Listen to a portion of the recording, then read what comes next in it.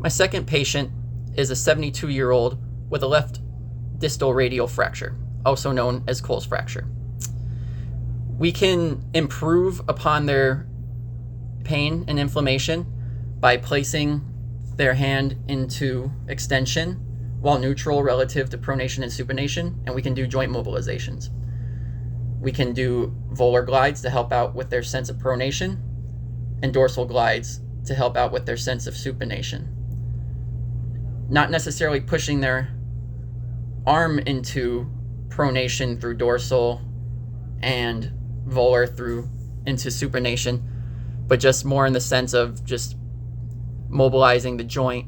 And we can see that that would be helping by just the patient's sense of pain, able to do those functions without so much agony, without getting out of breath, as that was something that was happening with them. They were getting winded and out of breath by doing some of these functional activities once his cast was removed.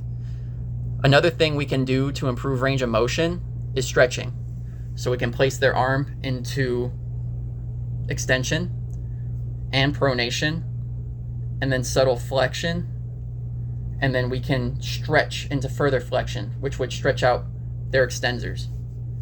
And we can do the opposite for their flexors. We can place their hand into supination, place the hand into further extension, wrist extension, and we can stretch out their flexors that way. They were scoring 30 degrees flexion and 20 degrees extension. So if we can top those scores after the stretches, that would be a clear indicator that that intervention is working.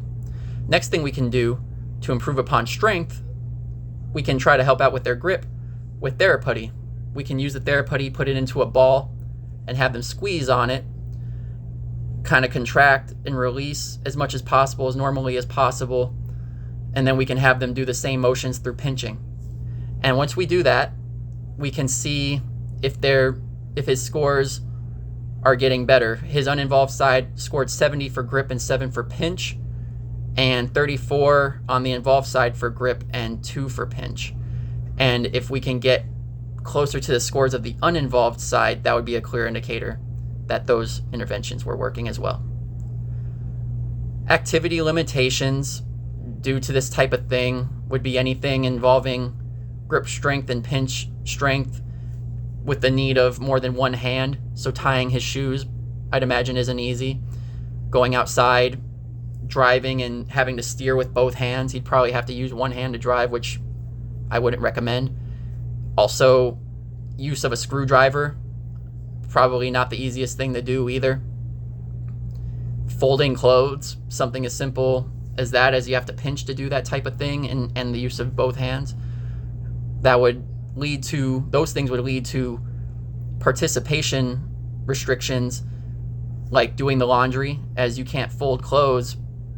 Also, having to carry a sack of laundry and detergent in one hand, probably not the easiest thing. Even just doing anything going outside, apart from placing his slippers to get the newspaper outside, he has to tie his shoes, he has to use both hands to steer. So just as simple as going shopping somewhere, just getting to the store, probably not the easiest thing to do.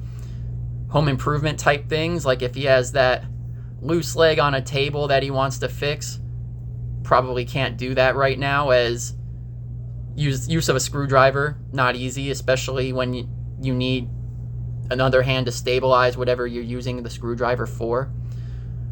Hanging a picture on the wall, so a lot of just DIY stuff at home, not the easiest things to do right now.